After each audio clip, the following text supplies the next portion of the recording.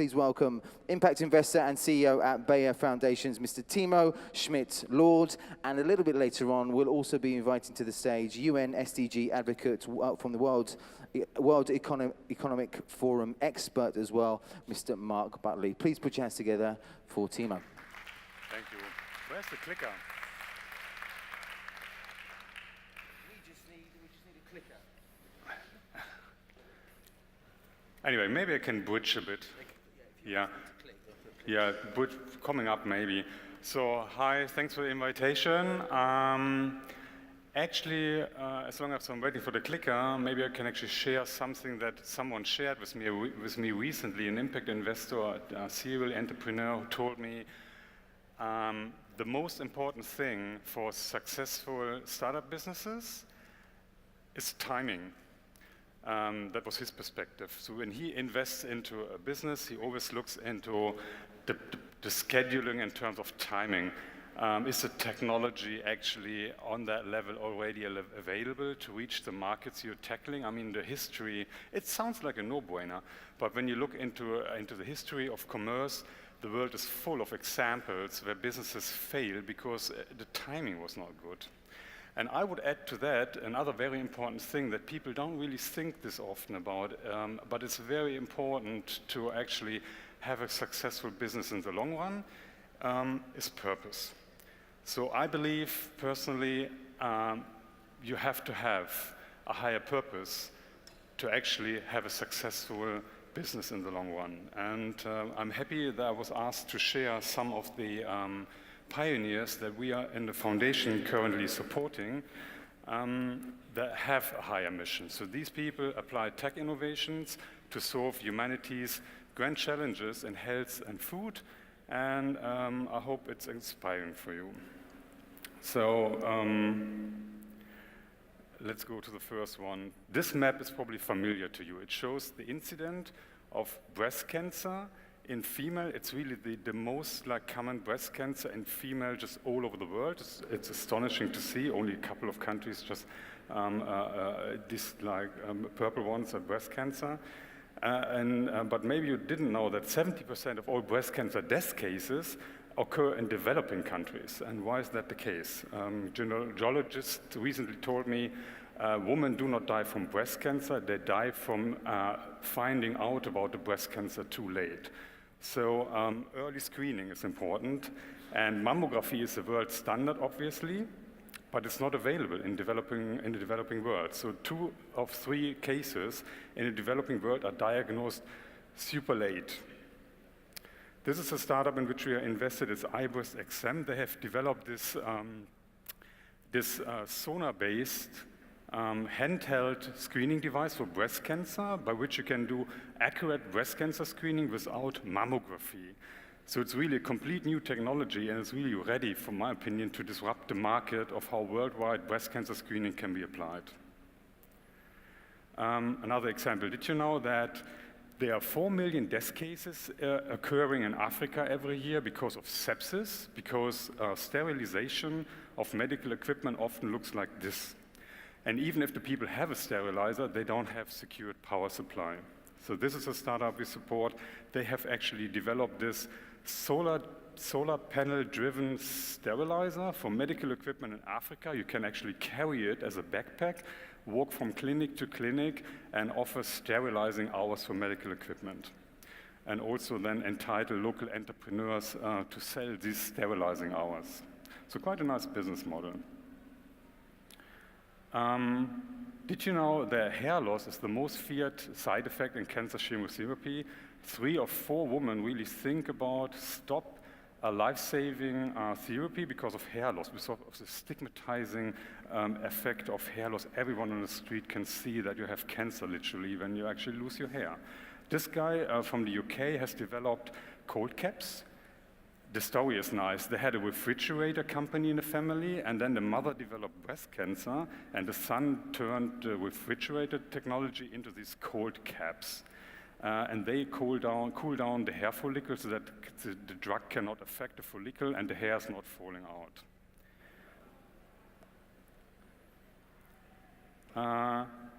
This is also a nice example how you can apply technology. When people, techies, think about optoelectronics, they often think about the next generation of car door opening mechanisms, maybe. They don't think about malaria. This guy actually has developed this optoelectronic malaria screening device. You put a finger in, and without a needle stitch, the device can tell you if you have malaria or not by measuring the angle of the red blood cells. Actually, I have problems here with the speaker. Hope you can understand me.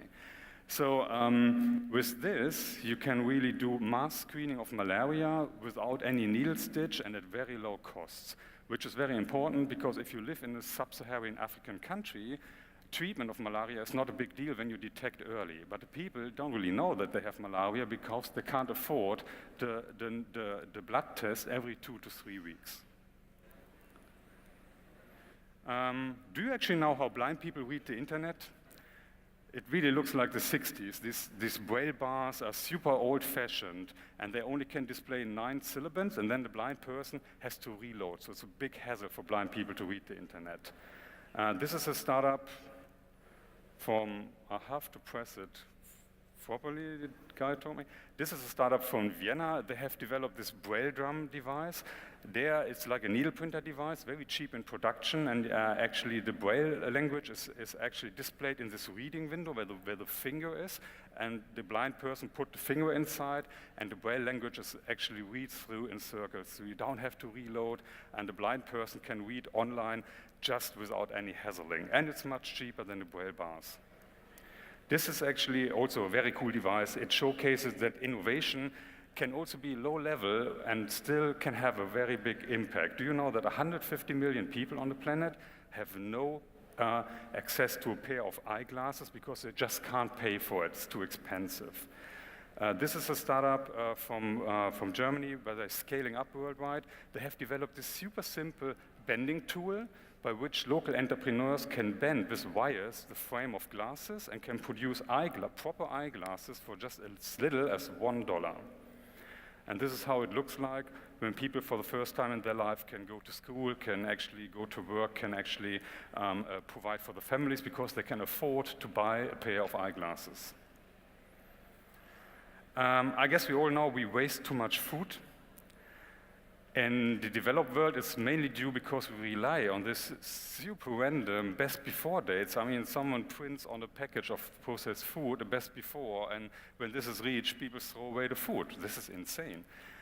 This is a Korean-German startup. They have developed these super low-cost nanoelectronic devices that are labeled on processed food packaging, and with an app, you can read out the real freshness of the food within the packaging.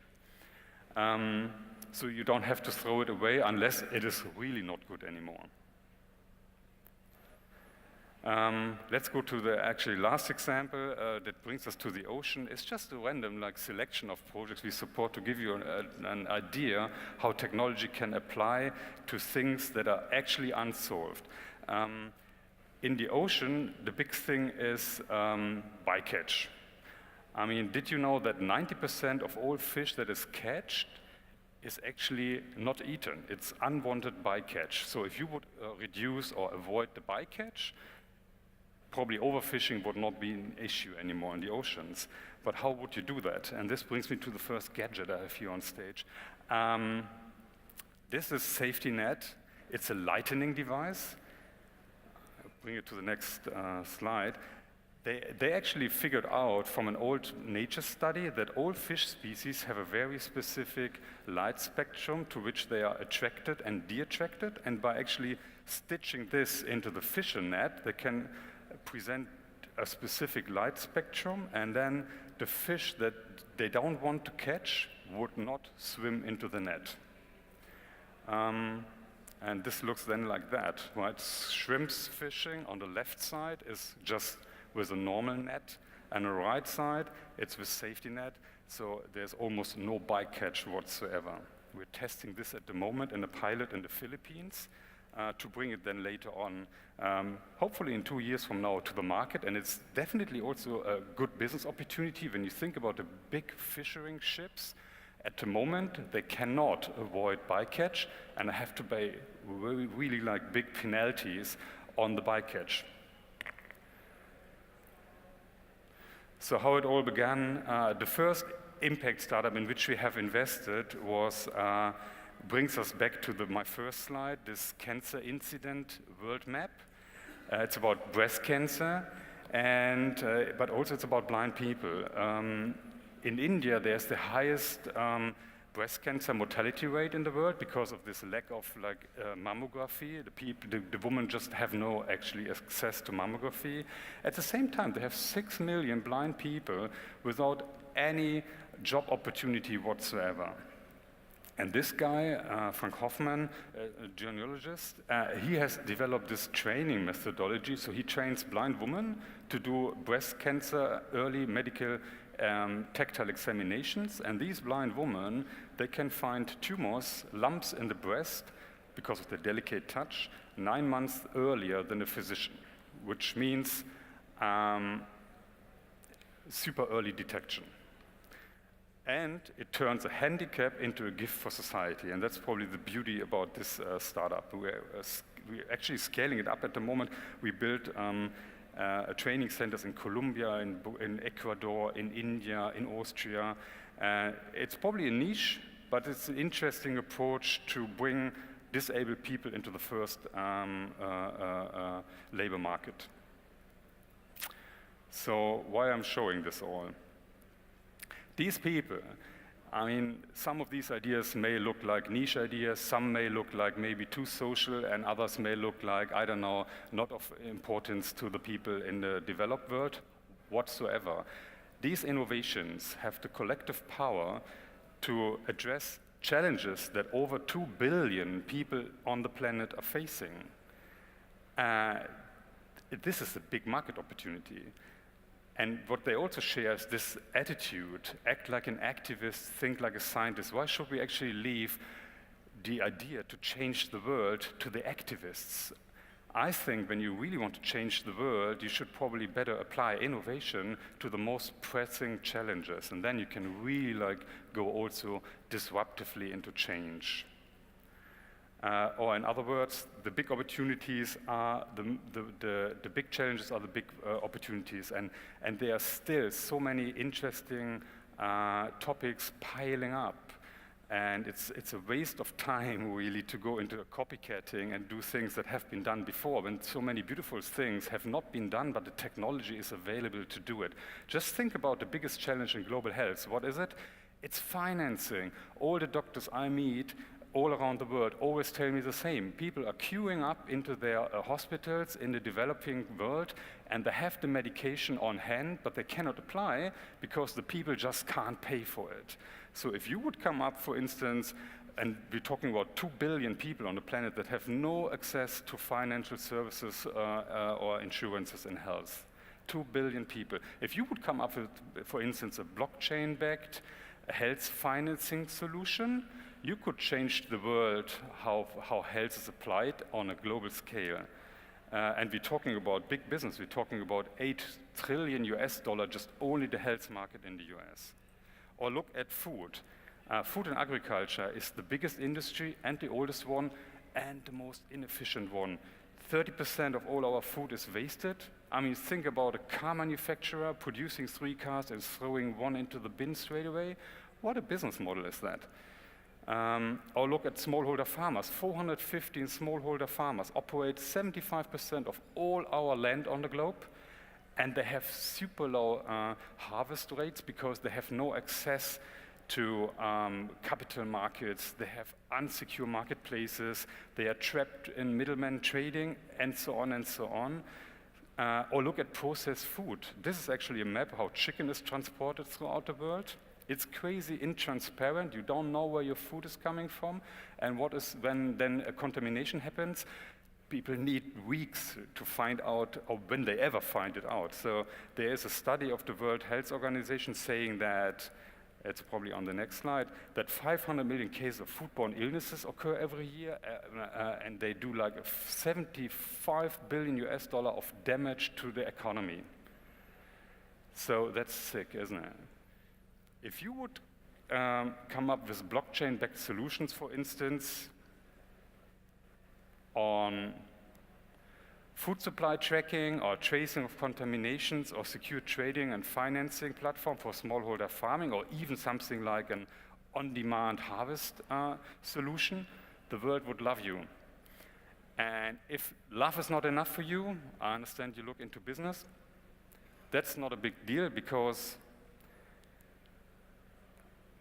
humanity's grand challenges are the world's biggest business opportunities. Or in other words, if you want to be a startup billionaire, you probably should look into the billions people's problems.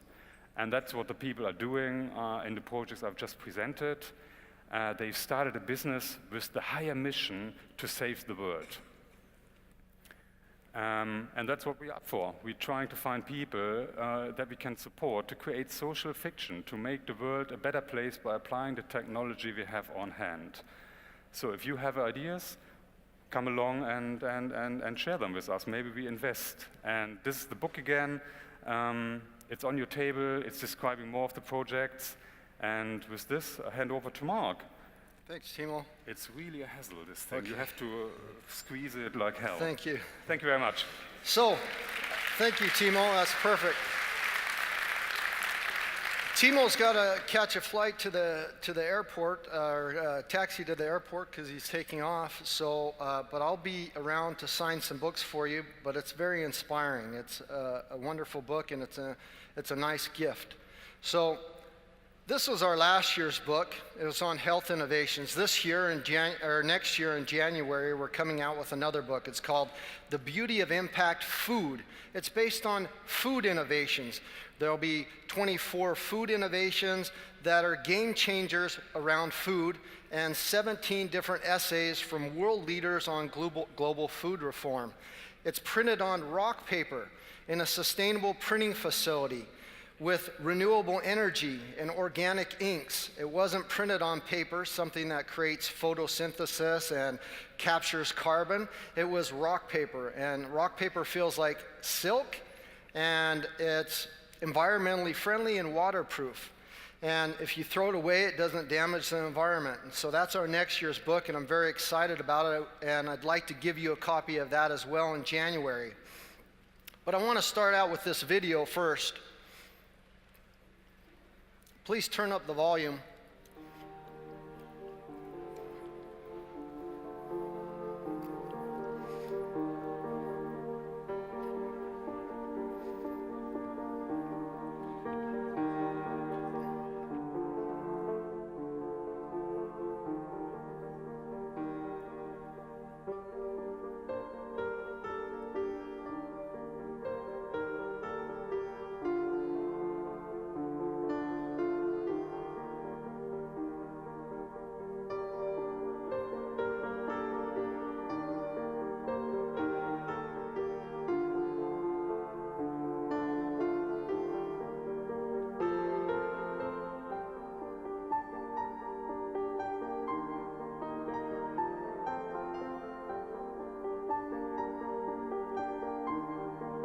The weather is crazy.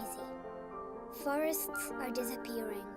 A lot of people do not have food, while others eat too much. The population keeps growing, and there are more and more wars and people who are forced to leave their homes. We pollute our environment and throw away our food.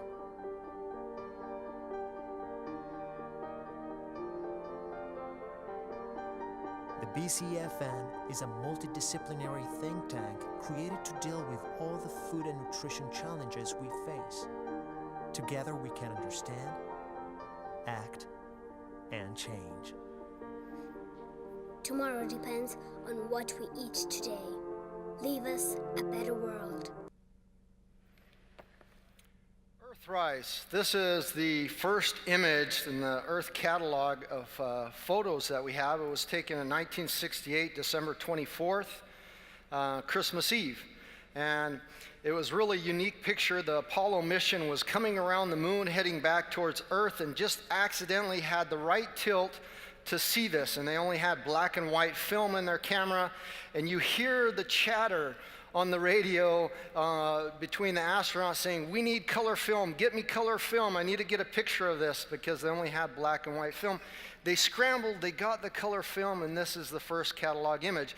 This was a shift in humanity, 1968, where we saw our planet without borders, nations, cultures, color, creed, as one planet, planet Earth, a spacecraft that's all going in the same direction, our home. This is the second image, the blue marble. You've probably seen that. But I show these because I'm a climate speaker. I'm also with the UN and the World Economic Forum. I want you to understand that we're together and we're collaborating on this beautiful planet, but also for another reason. So if you compare us to Earth, Venus, or Mercury, some different planets, and the atmospheres around those planets, you can see that we actually have a pretty good Goldilocks condition, what we have here on our planet, that keeps the temperature just right for our survival, for what we need, our energy needs, our life needs. And we run into many Goldilocks conditions and thresholds in our world that I want you to be aware of. This is another angle of our planet that shows you the thin layer, our atmosphere, that protects our planet and gives us this Goldilocks condition. Now, we've had ozone layer problems before, and we've combated that, and we've actually fixed the ozone layer to some extent. But this is what gives us the temperature and the Goldilocks conditions that we need. It's very important because we are using this atmosphere as an open sewer. Man-made global warming and pollution is now equivalent to 400,000 Hiroshima atomic bombs per day, 365 days a year, exploding.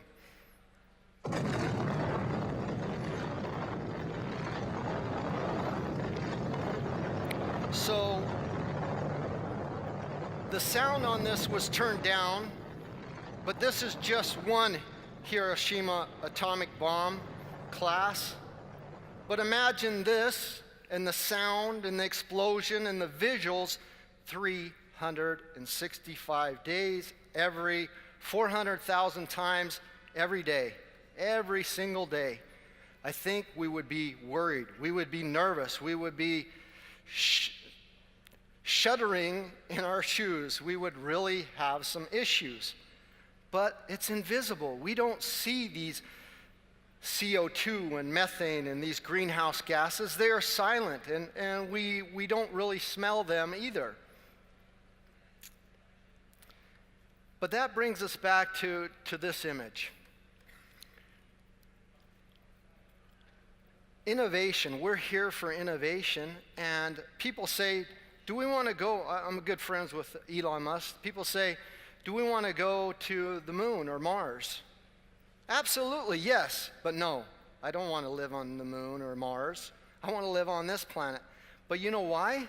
Because if it weren't for this photo or the photo before or the space race, that innovation that got us to view our planet as whole, the data, the technology, that innovation that required us to push and reach beyond, we wouldn't have this photo. We wouldn't have the knowledge of what we're doing on our planet today to get this solved and make a change.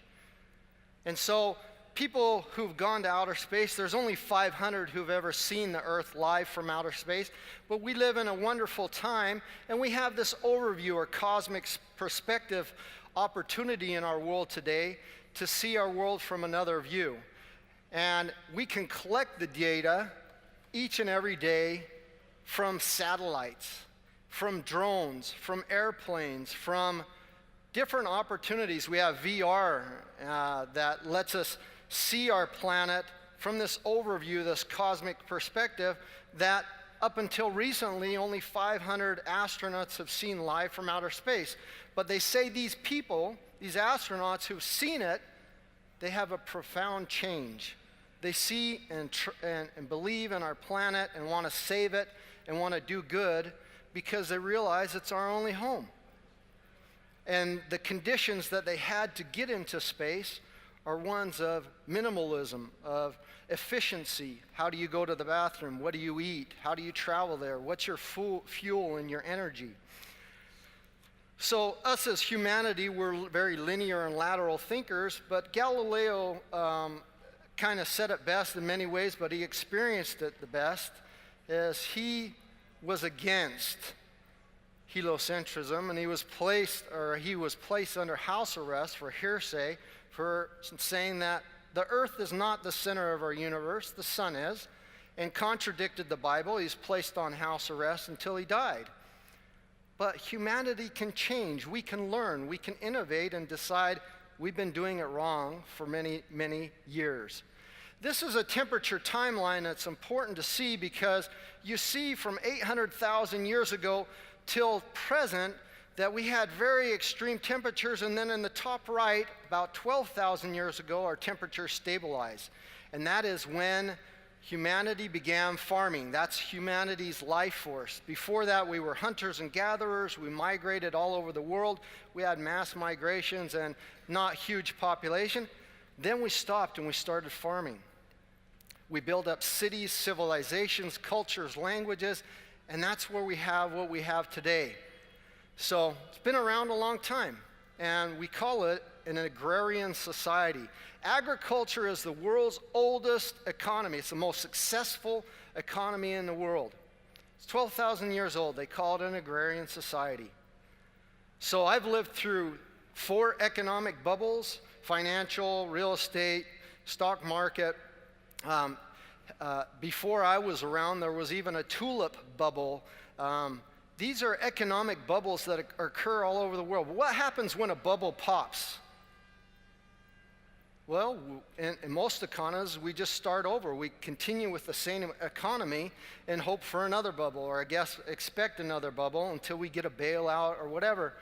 But really, that's the definition of insanity. Doing the same thing over and over again, hoping for different results. The minute humanity started farming and we began moving rocks, tilling up soil, and cutting down trees, we've been affecting the climate in our planet. And this shows some of the problems that we're facing on our planet. So 800 million people are undernourished, more than 1.9 billion adults are overweight, of 600 million who are obese. Many, many problems and facets in our world around food that have problems. And this is about diversity. Our world's diet, 75% of our world's diet is made up of 5 animal species and 12 plant species. This is not very diverse. Hurricane Maria hit Puerto Rico and one day wiped out 100% of its infrastructure and 90% of all its agriculture. And Puerto Rico needs to eat tomorrow. Everybody who lives there needs a house and infrastructure and food tomorrow, but it will not be rebuilt for another 4 to 6 years. So what do? They look for handouts, they become refugees, they move. When we lack diversity, when we lack innovation, we have some problems. And it's all over. There's tons and tons of examples. It's not faceted or linear or siloed. It's multidimensional and complex. But look at this. These are the top 10 food producers of our world. They own more than 75% of the world's diet and all the brands in 10 companies.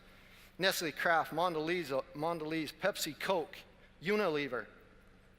They produce the majority of the world's brands. 10 companies. That's not very diverse. I love these products. They're great. Some of them are super. Some of them are very unhealthy, creating malnutrition and many, many problems in our world. Well, I don't know if you realize, but this year, August 1st, we had Earth Overshoot Day. That means that August 1st, we went beyond the resources for a replicable lifestyle. That means that we're in a deficit.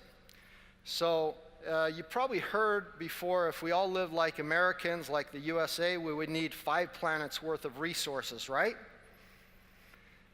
That's kind of what Earth Overshoot Day means. We don't have 5 planets worth of resources, we have 1. But per person, we have a replicable footprint of 1.7 global hectares, but per person we are using 2.87 global hectares per person. So we're in a deficit, we're overshooting, we're using more resources, wasting more food, which Thimo talked about, than we have available. And one statistic that a lot of people don't know, we lose 23 hectares a minute to soil contamination, drought, flood, and deforestation per minute. That's pretty scary. So we've been lied to for many years that the oil, gas, and coal industry was the #1 leading cause of human suffering and greenhouse gas emissions and global warming. It's not true. The agriculture, food, and beverage industry is the #1 cause of human suffering and climate change and greenhouse gas emissions, hands down. This comes from IPCC data, but it also comes from a study from KPMG and True Cost. If you see the oil, gas, and coal industry, the producers, you see an EBITDA that's very nice and high. They're making good profits, but then you see a total environmental cost of EBITDA, earnings before interest, tax, depreciation, and amortization. And you see it's very low environmental impact. But if you look at the food producers, agriculture, food, and beverage, and there's a few that are missing off of this chart, it is at such an imbalance of the total environmental impact. We have 9 planetary boundaries, and in the middle there's a green operating space on these in our planet, safe operating space, and we are already at the limit of 5 in the red zone, pushing the limits. We are eating our resources. We're eating our planet. So, like I said, the agriculture, food, and beverage industry is the leading major cause of climate change and human suffering. We need a global food reform, and that's what our next year's book is about, and innovation. It's time to bring this entire industry out of the dark ages or the industrial age into a modern new age of resilient sustainability. But I want to give you an example. If you're driving down the freeway in the wrong direction, you want to go to Milan, but you look up and you see you're actually going towards Rome on the freeway, and you slow down your speed. You say, I'm going in the wrong direction. I want to go somewhere else, but you slow down your direction. You are only going slower in the wrong direction. Most annual reports of companies, they say we're going to reduce our carbon emissions by 20%, by 40%, by 60%. What are they telling you? Absolutely nothing. They're doing harm, they're going slower in the wrong direction. We're at a point today, we need to stop and reverse our direction. Einstein said it best. We cannot solve our problems with the same thinking we used when we created them. The definition of insanity is doing the same thing over and over and over and over again, hoping for different results. And that's what we do with a lot of our world economies. That's why we continually hear about these bubbles, and then they burst and you think, oh, they're going to change the system. They never do change the system. We need to change the system. This is a people planet protection plan, the United Nations Sustainable Development Goals, and a lot of people don't know this, and I want to make it very clear to you what's behind the goals. There's a manifesto. Here's the manifesto. Imagine a world where there is no poverty and zero hunger. We have good health and well-being, quality education, and full gender equality everywhere. There is clean water and sanitation for everyone. Affordable and clean energy has helped to create decent work and economic growth. Our prosperity is fueled by investment, industry, innovation, and infrastructure. And that has helped to reduce inequalities. We live in sustainable cities and communities, and responsible consumption and production is healing our planet. Climate action has capped the warming of the planet, and we have flourishing life below water and abundant, diverse life on land. We enjoy peace and justice through strong institutions and have built long-term partnerships for the goals. This is not a utopian, this is a very desirable future that I want to live in, one that's equal in justice and has a beautiful future. We're not running around in spacesuits with oxygen masks looking at gray, horrible skies and a destroyed planet, but one that's desirable for us all. These Sustainable Development Goals, 17 of them laid out very linear. You've been aware of them. This is probably how you've seen them, are a people and planet protection plan. But this is not how we need to view them. This is how we need to view them. All 17 of the United Nations Sustainable Development Goals are tied to agriculture, food, and beverages. All of them. Most people don't know that. If I tell them I'm an SDG advocate, people say, oh, I like number 1, it's red, it's my favorite color. That's the one I'm going to work on. It is literally impossible to work on one sustainable development goal and not touch on the other ones. They are a system. And as you can see, the bottom layer of that system is our biosphere, how we produce products, food, and energy. And if we don't get that right, we are hurting. And then it goes society, economy is last, and then the partnership for the goals, the transcendence for this utopian society. But you've probably seen something very similar before. Have you heard of Maslow's hierarchy of needs? The bottom 2 layers are the very basic needs of humanity: breathing, food, water, sex, excretion, homeostasis, and sleep. That's the basic needs: breathing, food, and water. And the next layer says security, resources, and health. It's our energy, it's our food, agriculture, food, and beverages, water. It's how we do everything. If we don't have that, we're out of luck. People say, well, how are they all tied to food? I don't believe that. This is just one sentence, but there's paragraphs and volumes per SDG, how they're tied to food and our basic resources. And we need to innovate this. It's not only the oldest world's economy, but we need to innovate it. This is a dashboard and scorecard of how different countries are doing. You can see some are not doing good at all, have no green, and some are doing awful. But it doesn't matter who's winning, because this is not a competition and race. If China's doing bad or the US is doing bad, we all do bad, because as I showed you in the first slides, we're all on the same planet. There is no corner of this earth, Malta, China, Africa, that we can hide and say we're free of this problem. It just doesn't happen. Nutrition is essential to reaching all the SDGs, and I just want you to know that it's a very profitable thing, like Thimo said. For every dollar invested with the SDGs towards nutrition, you get a $16 return. Health, innovation, business, nutrition, tons of return. So there's no reason to make the switch to innovation, but more than half of all businesses ignore the UN SDG goals because they don't understand them. But you see that curve is changing. It's growing exponentially, and businesses are figuring it out. And I'm going to cut it short because I'm over time because of the clicker and other things, so I'm going to wrap it up quick. But the last important thing that you need to know is that there's a dollar value behind the goals. So it's not just some fancy colors. In order to reach the goals by 2030, we need to invest $90 trillion in sustainable development. That's $6 trillion a year. And just so you don't think I'm making up that number, this is on the UN website. This is the Guardian that says this. This is the General Assembly. Speaker of the House says $6 trillion a year. But to put that in perspective that people don't know, if we continue business as usual with a high carbon scenario and we just renovate or replace a structure, put on a new coat of paint or change the tires, we're going to spend $89 trillion regardless, just doing like we've done before. Every 10 years when our building's out of date and we've created a super fun site on the location we've lived or been in for a while, we just throw it away. It's cradle to grave. We throw it away and we build something new. That's business as usual.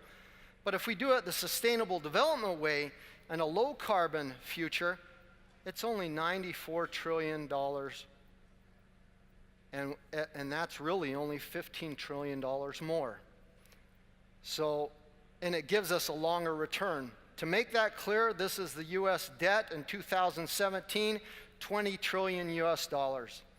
And so I'm out of time, but I would love to talk to you more about innovation because this industry is ripe for disruption, and there's tons and tons of things happening. You can look at it negative or you can look at it positive of what can be done. There's so many diverse things. So thank you very much and enjoy. Ladies and gentlemen, hands together for Marc Buckley.